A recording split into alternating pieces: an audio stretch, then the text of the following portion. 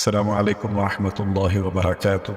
آج ہم جرنیل صحابہ کے سلسلے میں جس شخصیت کا ذکر کرنے جا رہے ہیں وہ ہیں حضرت مسنہ بن حارثہ شیبانی رضی اللہ عنہ۔ حضرت علی بن ابی طالب رضی اللہ عنہ فرماتے ہیں، ایک روز سرور عالم صلی اللہ علیہ وسلم مختلف قبائل کو اللہ سبحانہ و تعالیٰ کی طرف دعوت دینے کے لیے نکلے۔ میں اور حضرت ابو بکر صدیق رضی اللہ عنہ آپ کے ہمراہ تھے۔ ایک جگہ کچھ لوگ بیٹھے ہوئے نظر آئے۔ صدیق اکبر چند قدم آگے بڑھے اور پوچھا کہ تم کون ہو؟ جواب ملا، ہم بنو شیبان بن سلبہ سے ہیں۔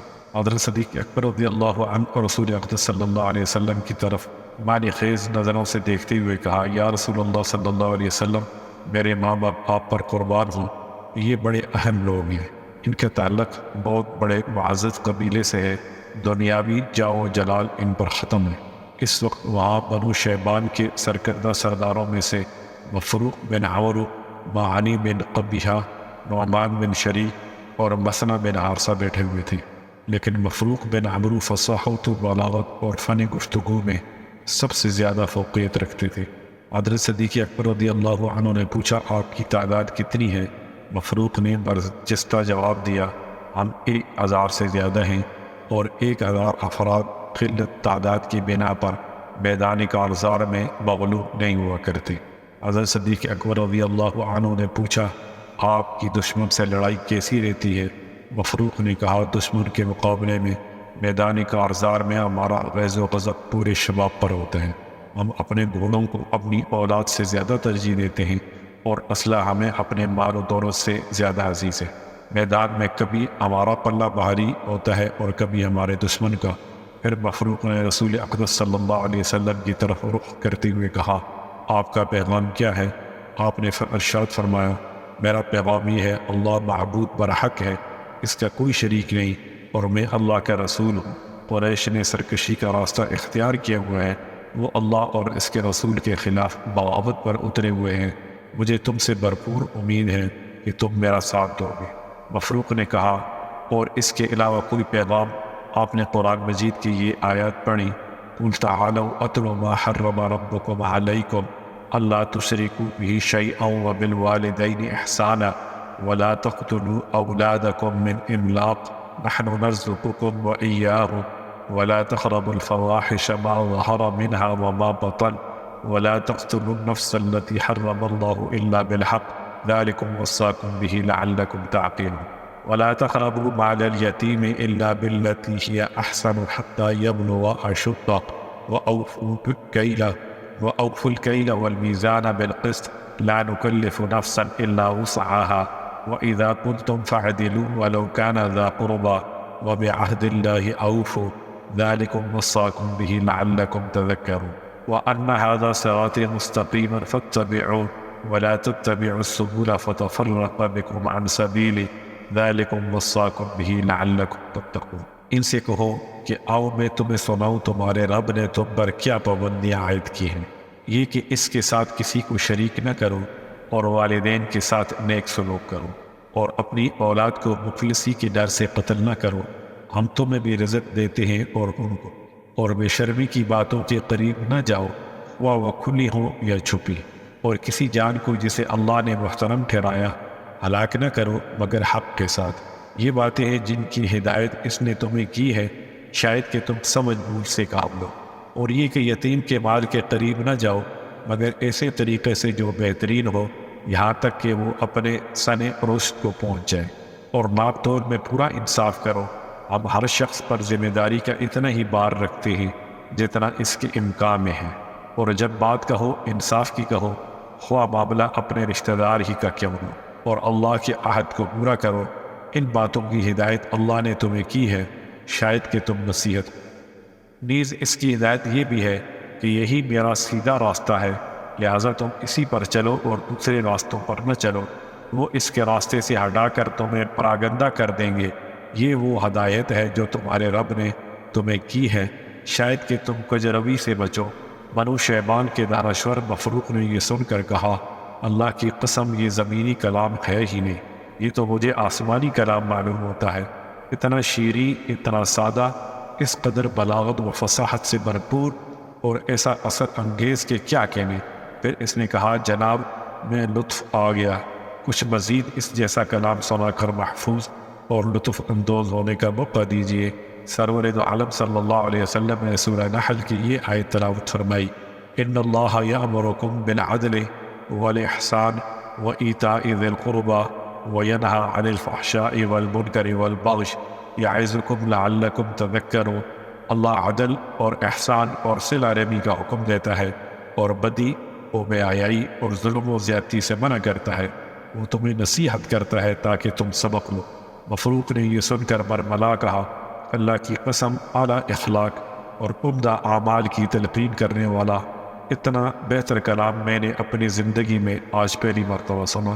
بنو شیبان کے دانشور مفروق نے سرور عالم صلی اللہ علیہ وسلم سے کہا، یہ دہانی بن قبیصہ میرے عم مسلک بھائی ہیں، آپ ان کی باتیں سننا پسند فرمائیں گے؟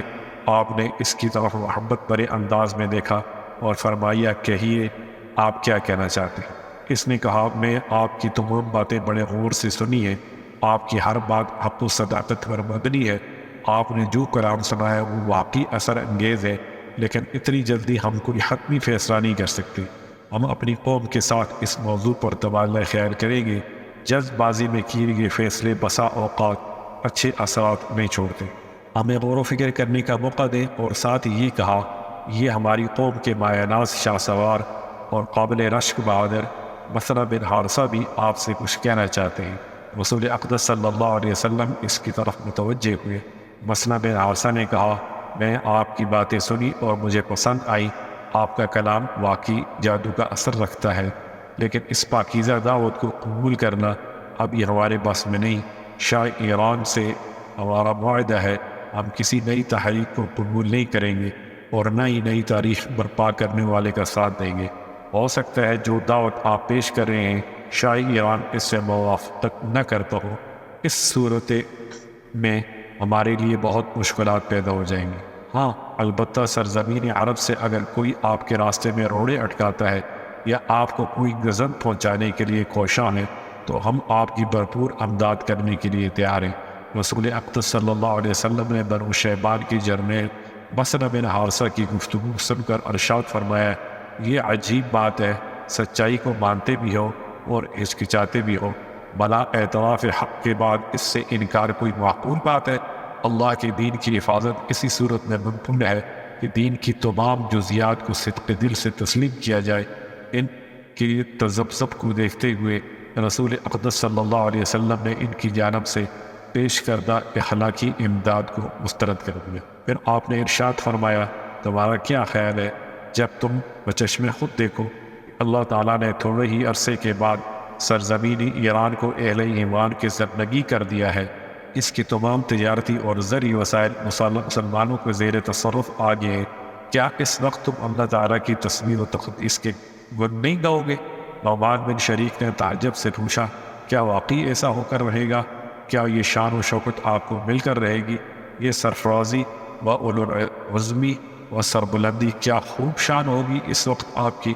اس کی تاثرات کو سن کر سرور دو عالم محسن اعظم حلق مجسم صلی اللہ علیہ وسلم نے سورہ احزاب کی یہ آیت تلاوت کی، یا ایھا النبی انا ارسلناک شاہدا و مبشرا و نذیرا وداعیا الی اللہ باذنہ وسراجا منیرا، اے نبی ہم نے تم کو گواہی دینے والا اور خوشخبری سنانے والا اور اللہ کی طرف بلانے والا اس کے حکم سے اور روشن چراغ بنا کر بھیجا ہے۔ یہ پیغام سنایا اور صدیق اکبر رضی اللہ عنہ کا ہاتھ پکڑ کر اٹھے اور اپنی منزل کی طرف چل دیے۔ اس پیغام میں رسول اقدس صلی اللہ علیہ وسلم نے بنو شعبان کو ایمان لانے کی صورت میں دنیاوی فوز و فلاح اور کامیابی و کامرانی کی بشارت دے دی۔ ابن اسیر کہتے ہیں جب مارکہ ذی وقار قبیلہ بنو شیبان کی ایک شاخ عربی کو ایرانیوں کے مقابلے میں فتح حاصل ہوئی تو سرور عالم صلی اللہ علیہ وسلم نے ارشاد فرمایا، آج عرب و عجم کے مقابلے میں برابری کی سطح پر آ گئے ہیں۔ اس پہلی ملاقات میں تو عظیم جرنیل مسنہ بن حارثہ کو اسلام قبول کرنے کا شرف حاصل نہ ہو سکا، لیکن بنو شیبان کے مسلمان ہونے اور میدان جہاد میں نمایاں کردار ادا کرنے کی انہیں بشارت ضرور مل گئی، جو آگے چل کر برحق ثابت ہوئی۔ وہ حلقہ بگوش اسلام ہو کر مسلمانوں کی طاقت میں اضافے کا باعث بنے۔ بعض مورخین کی رائے یہ ہے حضرت مسلمہ بن عاصہ ہجرت سے پہلے دائرہ اسلام میں داخل ہو چکے تھے۔ قبیلہ بنو شیبان کا پہلا وفد جس سے رسول اقدس صلی اللہ علیہ وسلم کی ملاقات ہوئی، اس میں یہ بھی شامل تھے۔ قرآنی حوالے سے جو گفتگو ہوئی اس سے یہ بے حد متاثر ہوئے، دل نے روحانی پیغام کو مان لیا، لیکن بظاہر کسی مصلحت کی بنا پر وہ اعلان نہ کر سکی۔ سیدنا حضرت صدیق اکبر رضی اللہ عنہ نے مرتدین کی سرگوبی کے لیے 11 لشکر ترتیب دیے اور انہیں مختلف اطراف میں اسلام کے خلاف اٹھنے والی شورشوں کو دبانے کے لیے روانہ کیا۔ پہلا لشکر حضرت خالد بن ولید کو طلیحہ بن خویلد کی سرکوبی کے لیے روانہ کیا۔ دوسرا لشکر حضرت اکرمہ بن ابی جہل کو مسلمہ کذاب سے نبض آزما ہونے کے لیے بھیجا۔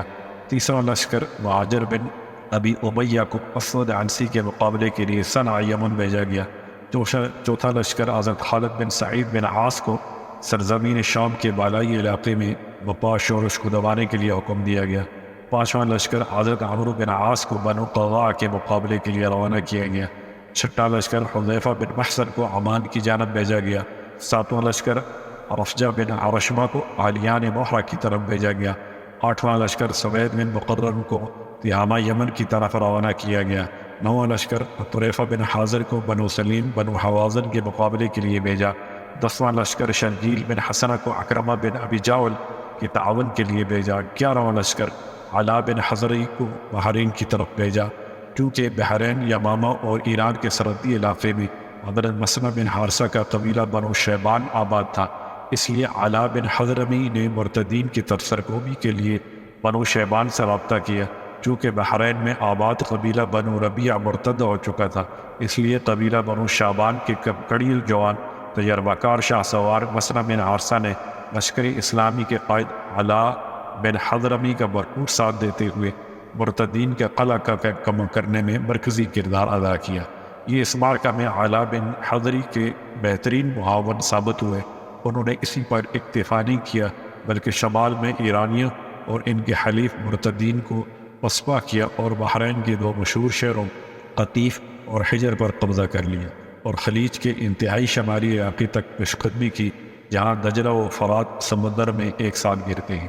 اہل دور کے سردار مشہور و معروف دانشور حضرت قیس بن عاصم تمیمی حضرت مسلمہ بن حارثہ کے متعلق تاثرات بیان کرتے ہوئے فرماتے ہیں، مسلمہ بن حارثہ کوئی غیر معروف شخصیت نہیں بلکہ یہ بنو شیبان کا سرخیل جوان اور سرزمین عرب کا مشہور و معروف شاہ سوار ہے۔ حضرت مسلمہ بن حارثہ رضی اللہ عنہ دربار خلافت میں حاضر ہو کر خلیفۃ المسلمین حضرت صدیق اکبر رضی اللہ عنہ سے عرض کی کہ مجھے ایرانیوں کے مقابلہ کرنے کی اجازت دی جائے۔ انہوں نے اجازت دے دی۔ اس طرح وہ پہلے اسلامی قائد ہیں جنہیں یہ اعزاز حاصل ہے کہ انہوں نے عرب مسلمانوں میں ایرانیوں کا مقابلہ کرنے کی جرأت پیدا کی، ورنہ اس دور میں ایران کا رعب و دبدبہ اتنا زیادہ تھا کہ کسی بھی قوم کو ان کے مقابلے میں آنے کی جرأت نہ تھی۔ یہ جرأت و شجاعت عراق کو فتح کرنے کا پیش خیم ثابت ہوئی۔ حضرت مسلمہ بن حارثہ رضی اللہ عنہ سرزمین عراق میں دشمن پر تابڑ توڑ حملہ کر رہے تھے۔ انہوں نے اس مہم کو تیز کرنے کے لیے دربار خلافت سے مدد طلب کی تو سیدنا صدیق اکبر رضی اللہ عنہ نے یمامہ میں مقیم حضرت خالد بن ولید رضی اللہ عنہ کو لکھا مسلمہ بن حارثہ کی مدد کے لیے عراق پہنچ جائیں، اور حضرت مسلمہ بن حارثہ کو حکم دیا آپ خالد بن ولید کی قیادت میں جنگی خدمات سر انجام دیں گے۔ حضرت خالد بن ولید نے عراق پہنچتے ہی ایرانی افواج کے سربراہ ہرمز کی طرف یہ خط لکھا، خالد بن ولید کی جانب سے ہرمز کے نام، سلامتی ہو اس پر جو ہدایت کو تسلیم کرے، اسلام قبول کر لو اچھے رہو گے، ورنہ ہمیں اپنا اور اپنی پوری قوم کا ٹیکس ادا کرو، اس کے عوض ہم تمہاری حفاظت کریں گے۔ اگر ہمارا یہ مطالبہ تسلیم نہ کیا تو تمہیں کفی افسوس بننا پڑے گا۔ میں تمہارے علاقے میں ایک ایسی قوم لے کر آیا ہوں جسے موت اتنی ہی عزیز ہے جتنی تمہیں زندگی۔ ہرمز نے اپنی طاقت پر گھمنڈ کرتے ہوئے حضرت خالد بن ولید کے خط کو حقارت کی نگاہ سے دیکھا اور مقابلہ کے لیے بصرہ کے قریب شعت العرب کے مشہور شہر قازمیہ میں ایرانی لشکر کی قیادت کرتا ہوا پورے طمطراق سے میدان میں نکلا۔ حضرت خالد بن ولید نے لشکر اسلام کو 3 حصوں میں تقسیم کیا اور ایک حصے کی قیادت حضرت مسلمہ بن حارثہ کے سپرد کی اور اسے ایرانی لشکر سے مقابلہ کرنے کے لیے روانہ کیا۔ بنو شیبان کے شاہ سواروں نے حضرت مسلمہ بن حارثہ کی قیادت میں ایرانیوں پر ایسا زوردار حملہ کیا کہ ان کے پاؤں اکھڑ گئے وہ شکست خوردہ ہو کر میدان جنگ سے بھاگ نکلے۔ لشکر اسلام کو عظیم فتح نصیب ہوئی اور بہت سا مال غنیمت ہاتھ لگا۔ عرب مجاہد کے حصے میں ہتھیاروں کے علاوہ 1000 درہم آیا۔ حضرت مسلمہ بن حارثہ نے ہتھیار تو لے لیے لیکن مال و دولت لینے میں کسی دلچسپی کا اظہار نہ کیا، کیونکہ وہ اس پر بہت خوش تھے کہ اللہ سبحانہ و تعالیٰ نے لشکر اسلام کو عظیم فتح سے ہمکنار کیا تھا۔ جنگ ذات السلاسل میں پسپائی کے بعد ایرانی فوج علاقۂ مزار میں دریائے سنا کے کنارے جمع ہونے لگی تاکہ یہاں کچھ عرصہ سستانی کے بعد تازہ دم ہو کر لشکر اسلام کا مقابلہ کیا جائے۔ حضرت مسلمہ بن حارثہ اپنے بھائی مانی بن حارثہ کے ہمراہ علاقے کا جائزہ لیتے ہوئے ادھر آ نکلے۔ یہ منظر دیکھ کر دشمن دریا کے کنارے پڑاؤ کیے ہوئے اور کسی بھی وقت لشکر اسلام کے لیے خطرہ بن سکتا ہے۔ دونوں بھائی موقع کی نزاکت کو پیش نظر رکھتے ہوئے فوری طور پر واپس پلٹے اور حضرت خالد بن ولید صورتحال سے آگاہ کیا تو انہوں نے دشمن پر اچانک حملہ کرنے کا حکم صادر کر دیا۔ لشکر اسلام نے جب ایرانیوں پر اچانک حملہ کیا تو ایرانی سنبھل نہ سکے۔ یہاں بھی پسپائی اور ذلت آمیز شکست ان کا مقدر بنی۔ حضرت خالد بن ولید رضی اللہ عنہ نے مال غنیمت کا 5واں حصہ مدینہ طیبہ روانہ کیا اور خود علاقہ مزار میں مقیم رہے۔ اس مارکے کو جنگ سنا کے نام سے یاد کیا جاتا ہے، اس لیے کہ یہ دریائے سنا کے کنارے لڑی گئی تھی اور اس میں عظیم جرنیل حضرت مسلمہ نے اپنی جنگی مہارت کا مظاہرہ کرتے ہوئے ناقابل فراموش کامیابی حاصل کی۔ اس جنگ میں ان کے بھائی مانی بن حارثہ بھی شامل تھے۔ حضرت خالد بن ولید ہر نازک موقع پر حضرت مسلمہ بن حارثہ کی خدمات سے فائدہ اٹھاتے۔ بیشتر مواقع پر ایسا ہوا کہ مفتوحہ علاقے کے انتظام و انصرام کے لیے حضرت مسلمہ بن حارثہ کو اپنا نمائندہ مقرر کر کے لشکر اسلام کی قیادت کرتے ہوئے آگے کوچ کر گئے۔ لشکر اسلام پیش قدمی کرتا ہوا جب ہیرا پہنچا تو عظیم جرنیل حضرت خالد بن ولید یہ منظر دیکھ کر حیران رہ گئے کہ وہاں چاروں طرف بھوک کا عالم ہے، کوئی چڑیا بھی نہیں پھڑک رہی۔ پتہ چلا کہ پوری محلات میں پناہ گزی ہو چکی ہے اور محل بھی وہاں کئی ایک دکھائی دے رہے تھے۔ حضرت خالد بن ولید نے لشکر اسلام سے چند جرنیلوں منتخب کیے اور انہیں محلات کا محاصرہ کرنے کا حکم دیا۔ زرار بن ازور نے قصر ابیض اور زرار بن خطاب نے قصر عربین کا محاصرہ کیا اور اس طرح تمام دیگر محلات کو بھی لشکر اسلام نے اپنے گھیرے میں لے لیا۔ حضرت مسلمہ بن حارثہ نے عمرو بن وقیلہ کے محل کو گھیرے میں لے لیا۔ اس میں عمرو بن عبد المسیح موجود تھا۔ حضرت خالد بن ولید نے تمام جرنیلوں کو حکم دیا کہ محصورین کو اسلام کی طرف دعوت دے، اگر قبول کر لیں تو فبہا، ورنہ ایک دن انہیں سوچنے کی مہلت دے، پھر بھی اسلام قبول نہ کریں تو ان پر یلغار کر دے اور انہیں صفحہ ہستی سے مٹا کر رکھ دے۔ دشمن نے جب یہ دیکھا کہ اب ہم شکنجے میں آ چکے ہیں، اب صلح کے سوا کوئی چارہ کار نہیں، تو انہوں نے حضرت خالد بن ولید کی خدمت میں 1,90,000 درہم سالانہ ٹیکس ادا کرنے کی شرط پر جان و مال کی حفاظت کی التجا کی۔ حضرت خالد بن ولید نے دربار خلافت سے منظوری حاصل کرنے کے لیے تیز رفتار قاصد مدینہ منورہ روانہ کر دیا۔ خلیفۃ المسلمین حضرت ابو بکر صدیق رضی اللہ عنہ نے اس پیشکش کو قبول کرتے ہوئے جواب دیا کہ یہ ٹیکس لے لو اور اس سے اپنے ساتھیوں کے ہاتھ مضبوط کرو۔ دربار خلافت سے منظوری آنے کے بعد حضرت خالد بن ولید اور اہلیان حیا کے جن سرداروں کے مابین معاہدہ طے پایا، ان میں عدی بن عدی، عمرو بن عدی، عمرو بن عبد المسیح اور ایاس بن قیسہ قابل ذکر ہیں۔ معاہدے کی دستاویزات پر تمام سرداروں نے دستخط کیے اور ساتھ ہی یہ بھی تحریر کیا کہ ہیرا کے تمام باشندوں کو یہ معاہدہ برضا و رغبت بلا جبر و اکراہ منظور ہے۔ اس طرح ہیرا پر لشکر اسلام کا قبضہ تمام۔ عقل رومی نے لشکر اسلام پر یلغار کرنے کا فیصلہ کر لیا۔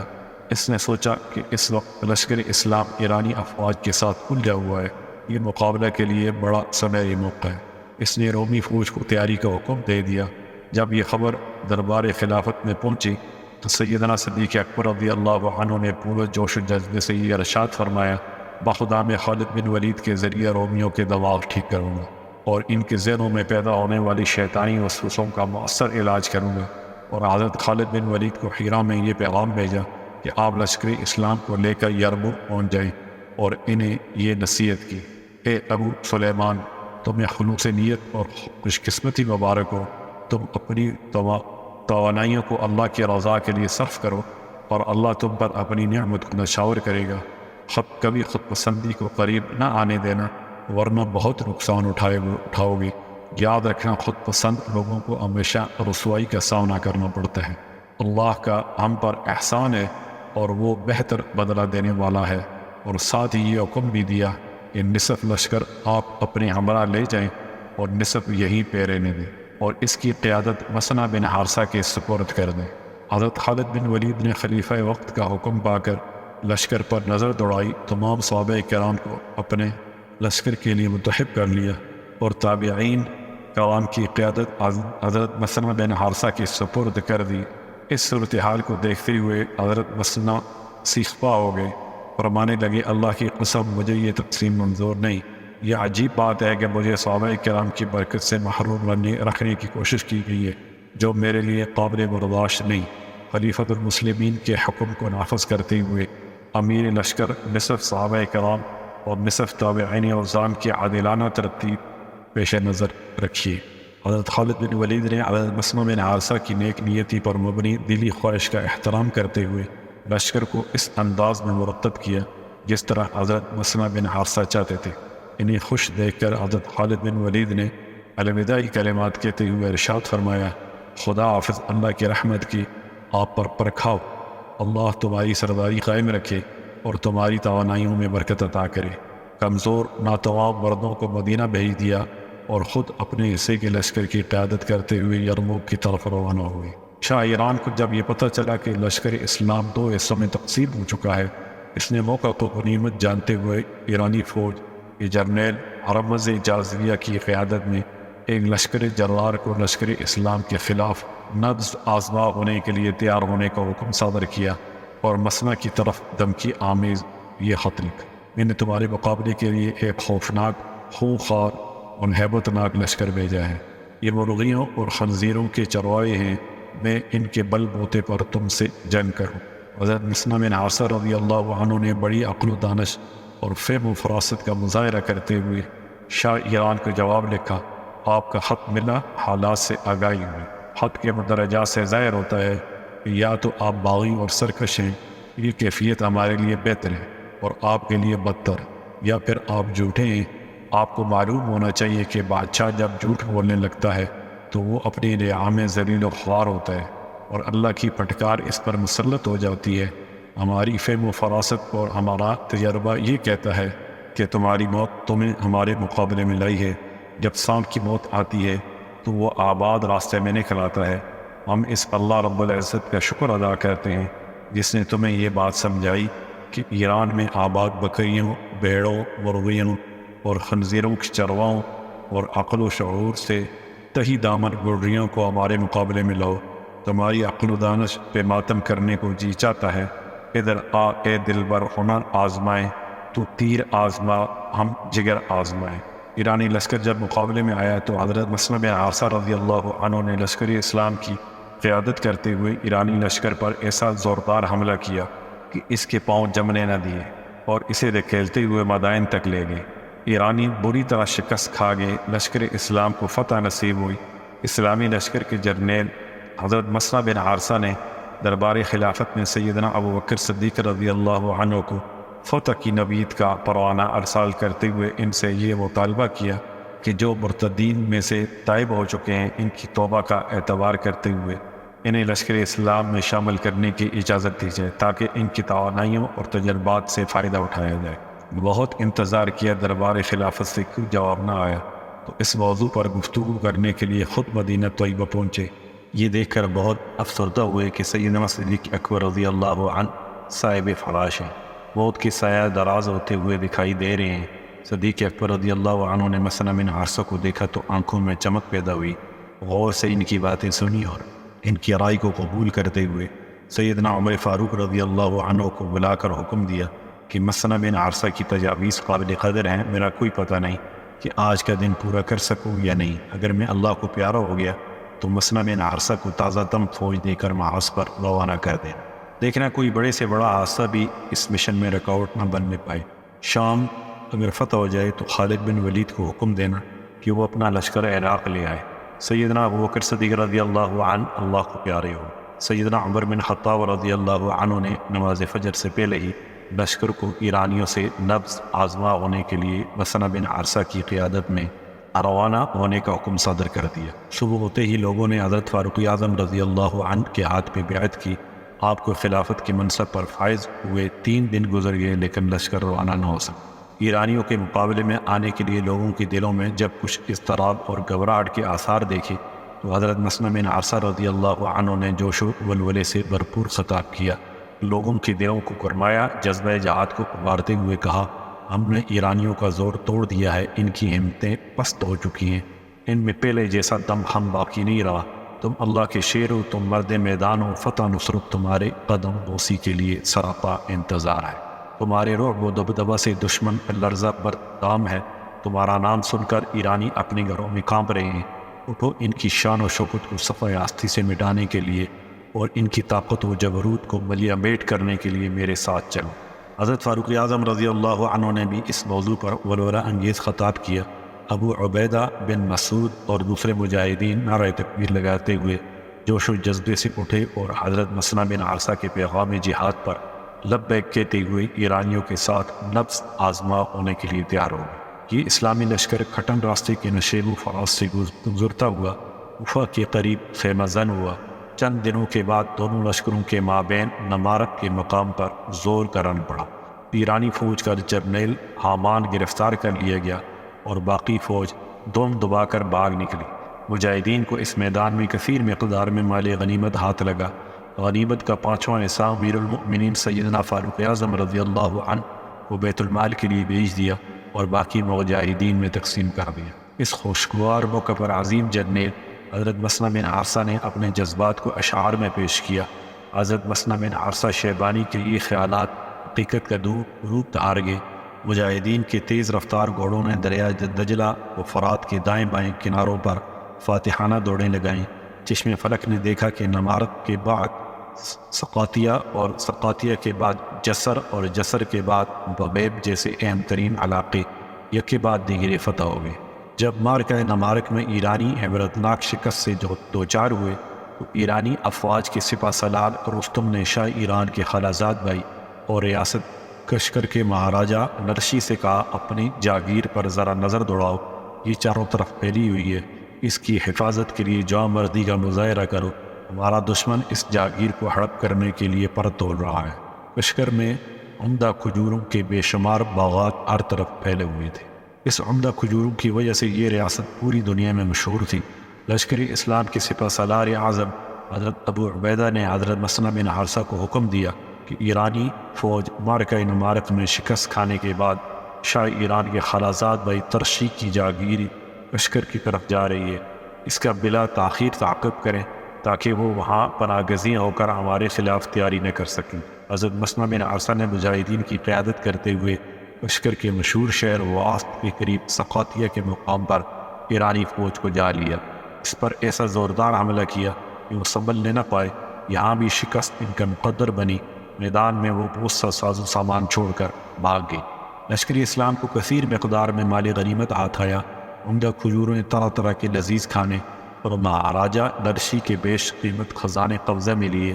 مہاراجہ نرشی اپنی جان بچانے کی خاطر دل پسند جاگیر چھوڑ کر بھاگ گیا۔ امیری لشکر کی طرف سے امیر المؤمنین کی خدمت میں یہ خط لکھا، اللہ تعالیٰ نے ہمیں ایسے عمدہ کھانے عطا کیے جو شاہان ایران کھایا کرتے تھے، ان میں سے کچھ آپ کی خدمت میں بھیج رہے ہیں تاکہ آپ اللہ کی نعمتوں کا بچشم خود مشاہدہ کر سکیں۔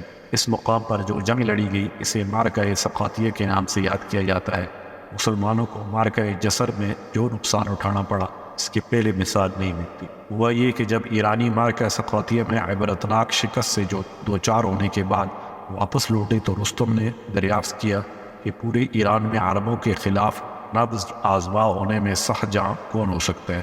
سب نے بیک زبان کہا بہمن جازریہ، اور اسے بوؤں والی سرکار بھی کہا جاتا تھا، اس لیے کہ یہ اپنی طاقت کے گھمنڈ میں قبر و نحوت کا مظاہرہ کرتے ہوئے اکثر و بیشتر اپنی بوؤں کو آنکھوں سے اوپر کی جانب چڑھائے رکھتا تھا تاکہ اسے دیکھنے والا پہلی نظر میں خوفزدہ ہو جائے۔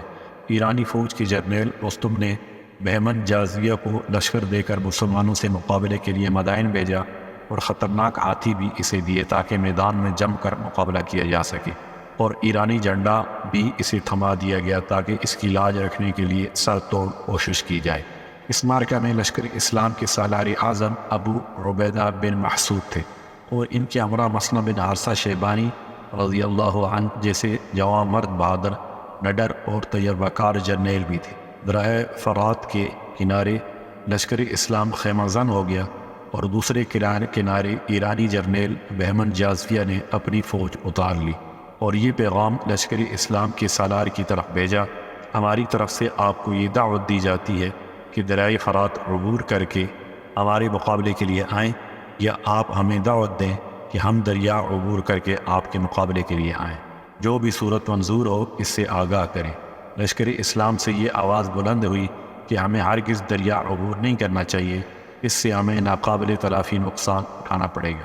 سلید بن قیس اور دیگر چند مجاہدین نے اپنے جرنیل ابو عبید بن مسعود سے کہا: دشمن پر حملہ کرتے وقت اس بات کو ہمیشہ پیش نظر رکھنا چاہیے کہ بوقت ضرورت بھاگ جانے کا راستہ کون سا ہے۔ یہ ایرانی سخت جان قوم ہے، اس سے مقابلے کے لیے بڑے اہتمام کی ضرورت ہے۔ اگر ہم دریا عبور کر کے ان کی طرف گئے تو یہ ہمارے لیے مفید نہ ہوگا۔ اسلامی لشکر کے جرنیل ابو عبید بن مسعود نے دینی غیرت و جرأت کا مظاہرہ کرتے ہوئے کہا: دریا ہم ہی عبور کریں گے، ہم موت سے نہیں ڈرتے، یہ دریا کی موجیں ہم سے آشنا ہیں۔ سلید: مجھے معلوم نہ تھا کہ تم اتنے بزدل ہو گئے ہو۔ سلید بن قیس نے کہا: بخدا میں بزدل نہیں اور نہ ہی جہاز سے پہلو تہی اختیار کر رہا ہوں، ہم نے تو آپ کی خدمت میں اپنے تجربے کی بنیاد پر مشورہ پیش کیا تاکہ لشکری اسلام کو کسی پریشانی کا سامنا نہ کرنا پڑے۔ ابو عبید بن مسعود نے لشکری اسلام کو دریائے فرات کو عبور کرنے کا حکم دے دیا۔ حکم ملتے ہی سب سے پہلے سلید بن قیس نے اپنا گھوڑا دریا میں اتارا تاکہ یہ ثابت کیا جا سکے کہ میں نے مشورہ بزدلی کی وجہ سے نہیں دیا تھا۔ سب سے پہلے اسی جوان مرد مجاہد نے دریا کو عبور کیا۔ ڈاکٹر ہیکل اپنی کتاب عمر فاروق میں لکھتا ہے: اس معرکہ میں مسلمانوں کی تعداد 10,000 سے کچھ کم تھی، لیکن اس کے باوجود انہیں میدان میں مشکلات کا سامنا کرنا پڑا کیونکہ دریا کے کنارے پر ہی دشمن فوج بالکل تیار کھڑی تھی۔ لشکر اسلام کے لیے اتنی گنجائش ہی نہ تھی کہ وہ صف بندی کر کے دشمن پر حملہ آور ہو۔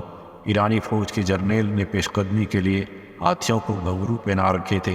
ان کی جنکار کو سن کر مجاہدین کے گھوڑے خوفزدہ ہو کر پیچھے پلٹے، جس سے لشکر اسلام کو ناقابل تلافی نقصان اٹھانا پڑا۔ مجاہدین گھوڑوں سے اترے، دست بدست لڑائی شروع ہوئی۔ ایرانی فوج کے ہاتھی مسلم پیادہ فوج پر پل پڑے۔ اسلامی لشکر کے جرنیل حضرت ابو عبید بن مسعود نے مجاہدین کو حکم دیا کہ ہاتھیوں کی تنابیں کاٹ دو، ان کے ہوج الٹ دو، ان کے سواروں کو نیچے گرانے کی کوشش کرو۔ اب یہی میدان میں کامیابی کی یہی صورت ہے۔ مجاہدین نے اپنے قائد کے حکم کی تعمیل کرتے ہوئے ہاتھیوں کے سواروں کو نیچے گرانے کی سر توڑ کوشش کی۔ ابو عبید نے خود آگے بڑھ کر سفید ہاتھی کی سونڈ پر تلوار کا وار کیا، لیکن ہاتھی نے غضبناک ہو کر ان پر حملہ کر دیا، جس سے وہ نیچے گر گئے۔ ہاتھی نے اپنا پاؤں ان کے سینے پر رکھ دیا، جس سے ان کی روح پرواز کر گئی اور جام شہادت نوش کر گئی۔ مجاہدین یہ خوفناک صورتحال دیکھ کر پریشان تو ہوئے، لیکن پیچھے ہٹنے کی بجائے وہ آگے بڑھے، ہاتھی پر زوردار حملہ کیا اور اسے قتل کر دیا۔ وہ یوں گرا جیسے کوئی پہاڑ کا تودا دڑام سے زمین بوس ہوتا ہے۔ ایک جوان مرد مجاہد نے آگے بڑھ کر جام شہادت نوش کرنے والے امیر لشکر کے ہاتھ سے گرا ہوا جھنڈا تھام لیا اور اسے لہراتا ہوا آگے بڑھا، لیکن تھوڑی ہی دیر بعد یہ بھی شہید ہو گیا۔ اس طرح یکے بعد دیگر 7 مجاہدین نے جام شہادت نوش کیا۔ اس کے بعد حضرت مسلم بن حارثہ غم کی تصویر بنے ہوئے اور لشکر اسلام کو پہنچنے والے ناقابل تلافی نقصان پر کف افسوس ملتے ہوئے آگے بڑھے، جھنڈا ہاتھ میں لیا اور باقی ماندہ لشکر اسلام کو بچانے کی تدبیر کو بروئے کار لاتے ہوئے مجاہدین کو پل کے راستے سے دریا کو واپس عبور کرنے کا حکم دیا، کیونکہ دانشمندی کا تقاضا یہی تھا کہ لشکر کو اور زیادہ نقصان سے بچایا جائے۔ کامیاب جرنیل کی یہ خوبی ہوتی ہے، وہ فوج کو مختلف پینترے تبدیل کرنے کی تلقین کرتا رہتا ہے۔ اگر آگے بڑھنا مفید ہو تو آگے بڑھنے کا حکم دیتا ہے، اور اگر پیچھے ہٹنے میں فائدہ ہو تو پیچھے ہٹنے کا حکم دینے میں اسے کوئی ہار محسوس نہیں ہوتی۔ بہرحال دریائے فرات کا پل خراب کر دیا گیا تھا، اسے مرمت کرنے کے بعد باقی ماندہ مجاہدین کو سلامتی سے دریا کے پار لے جانے میں کامیاب ہو گئے، اور سب کے بعد امیر لشکر حضرت مسلمہ بن عارصہ پل کے راستے دریا کے پار آئے، ایسی حالت میں کہ وہ زخمی تھے۔ محفوظ مقام پر پہنچ کر عروہ بن زید کو مدینہ طیبہ بھیجا تاکہ امیر المؤمنین سیدنا فاروق اعظم رضی اللہ عنہ کو اس شکست سے آگاہ کیا جائے۔ جب یہ خبر مدینہ پہنچی تو وہاں کوہرام مچ گیا۔ حضرت معاذ بن جبل رضی اللہ عنہ یہ خبر سنتے ہی آبدیدہ ہو گئے۔ سیدنا فاروق اعظم رضی اللہ عنہ نے تسلی دی اور فرمایا، گھبراؤ نہیں، میدان جنگ میں ایسے مواقع آیا ہی کرتے ہیں جہاں فتح کی نوید کا تمہیں انتظار ہوتا ہے، وہاں شکست کی غمناک خبر سننے کا دلوں میں حوصلہ بھی پیدا کیجیے۔ عربی زبان میں جسر پل، نہر یا دریا کو کہتے ہیں۔ دریائے فرات کے اس پل کو بڑی اہمیت حاصل ہوئی، جس کے ذریعے شکست خوردہ لشکر اسلام واپس آنے میں کامیاب ہوا۔ اسی لیے یہ معرکہ جنگ جسر کے نام سے مشہور ہوا۔ اس جنگ میں سپہ سالار ابو عبید بن مسعود کی غلط حکمت عملی کی وجہ سے لشکر اسلام کو بے بہا جانی و مالی نقصان اٹھانا پڑا، کیونکہ جنگی حکمت عملی کا تقاضا یہ تھا کہ دشمن کو دریا عبور کر کے لشکر اسلام پر پیش قدمی کا موقع دیا جاتا۔ اس طرح اسلامی لشکر کا پلہ بھاری ہوتا اور آسانی سے ایرانی لشکر کو تیب کیا جا سکتا تھا، لیکن امیری لشکر کی طبعی صلابت اور تیزی و تراری کی وجہ سے یہ موقع ہاتھ سے گنوا دیا گیا، جس کا خمیازہ پورے لشکر کو بھگتنا پڑا۔ سرزمین عراق میں دریائے فرات سے نکلنے والی نہر بویب کے کنارے بپا ہونے والے معرکہ کو جنگ بویب کے نام سے یاد کیا جاتا ہے۔ یہ جنگ یوم العاشار کے نام سے بھی مشہور ہے، اس لیے کہ اس روز 100 مجاہدین میں سے ہر ایک نے 10 ایرانی قتل کی، اس لیے اسے یوم العاشار کا نام دیا گیا ہے۔ یہ معرکہ سن 13 ہجری کو بپا ہوا، اسے جنگ مہران کے نام سے بھی یاد کیا جاتا ہے، کیونکہ اس جنگ میں ایرانی فوج کا سپہ سالار مہران ہمدانی تھا۔ معرکہ جسر میں شکست کھانے کے بعد بیشتر مجاہدین مدینہ منورہ چلے گئے۔ حضرت مسلمہ بن عارصہ شیبانی اور چند مجاہدین اسی شہر میں قیام پذیر ہوئے۔ حضرت مسلمہ بن عارصہ نے لوگوں کو جہاد کی دعوت دی اور ساتھ ہی امیر المؤمنین سیدنا فاروق اعظم رضی اللہ عنہ سے کمک طلب کی۔ امیر المؤمنین بھی جنگ جسر میں پیش آنے والی صورتحال سے پریشان تھے، اسی وجہ سے فوجی امداد بھیجنے میں قدر تاخیر ہوئی، لیکن امیر المؤمنین نے کچھ عرصہ کے بعد حضرت مسلمہ بن عارصہ شیبانی کی طرف فوجی امداد بھیجی۔ قبیلہ ازد کے کچھ لوگ امیر المؤمنین کی خدمت میں حاضر ہوئے۔ وہ شام میں مصروف جہاد لشکر اسلام میں شامل ہونا چاہتے تھے، لیکن امیر المؤمنین نے انہیں عراق میں موجود مجاہدین کے ساتھ مل کر جہاد کرنے کی ترغیب دی تو وہ تیار ہو گئے۔ آپ نے انہیں حکم دیا کہ وہ مسلمہ بن عارصہ کی قیادت میں جہاد میں حصہ لیں۔ ادھر ایرانی فوج کے جرنیل رستم اور فیروزان کو علم ہوا کہ مدینہ سے تازہ دم فوج عراق پہنچ چکی ہے، تو انہوں نے مقابلے کے لیے ایک لشکر جرار تیار کیا اور مہران ہمدانی کو امیر لشکر بنا کر مقابلے کے لیے روانہ کیا۔ دونوں فوجوں کا نہر بویب کے کنارے آمنا سامنا ہوا۔ ایرانی فوج نے اپنے لشکر کو 3 صفوں میں منظم کیا، اور صف میں ہاتھی سوار بھی تھے۔ حضرت مسلمہ بن عارصہ رضی اللہ عنہ مجاہدین کو منظم کر کے ارشاد فرمایا کہ میں 3 دفعہ نعرہ تکبیر بلند کروں گا، آپ نے میری آواز کے ساتھ آواز ملاتے ہوئے پوری طرح حملے کے لیے تیار ہونا ہے، اور جب میں چوتھا نعرہ بلند کروں تو یکدم دشمن پر ٹوٹ پڑنا ہے۔ حضرت مسلمہ نے ابھی پہلا نعرہ بلند کیا ہی تھا کہ ایرانی فوج نے حملہ کر دیا۔ گمسان کا رن پڑا۔ حضرت مسلمہ بن عارصہ مجاہدین کو جوش و جذبہ دلاتے ہوئے پکار کر کہہ رہے تھے، مجاہدو آگے بڑھو، آج مسلمانوں کو رسوائی کا سامنا نہ کرنا پڑے، معرکہ جسر کا بدلہ چکانے کا سنہری موقع آج سے نہ جانے دیا جائے، اپنی جانوں کی پرواہ نہ کرتے ہوئے دشمن پر کاری ضرب لگاؤ، اہل مدینہ کی نگاہیں تمہاری طرف دیکھ رہی ہیں، تم جیسے جیالوں سے مجھے یہی امید ہے کہ تم آج جم کر مقابلہ کرو گے۔ مجاہدین نے میدان جنگ میں اپنی جان ہتھیلی پر رکھ کر ایرانیوں سے حیرت انگیز مقابلہ کیا، جس سے ایرانی فوج کو شکست پاش ہوئی اور یوں معرکہ جسر کی شکست کا بدلہ چکا دیا گیا۔ جنگ بویب میں لشکر اسلام کو فتح حاصل ہونے کی وجہ سے اہل مدینہ کے دلوں میں خوشی کی لہر دوڑ گئی۔ معرکہ بویب میں کامیابی حاصل کرنے کے بعد حضرت مسلمہ بن عارصہ رضی اللہ عنہ کا وہ زخم زیادہ خراب ہو گیا جو معرکہ جسر میں لگا تھا۔ یہ دن بدن گہرا ہوتا گیا، جو تا آخر جان لیوا ثابت ہوا۔ آپ اللہ کو پیارے ہو گئے اس حال میں کہ اللہ آپ پہ راضی اور آپ اللہ سے راضی۔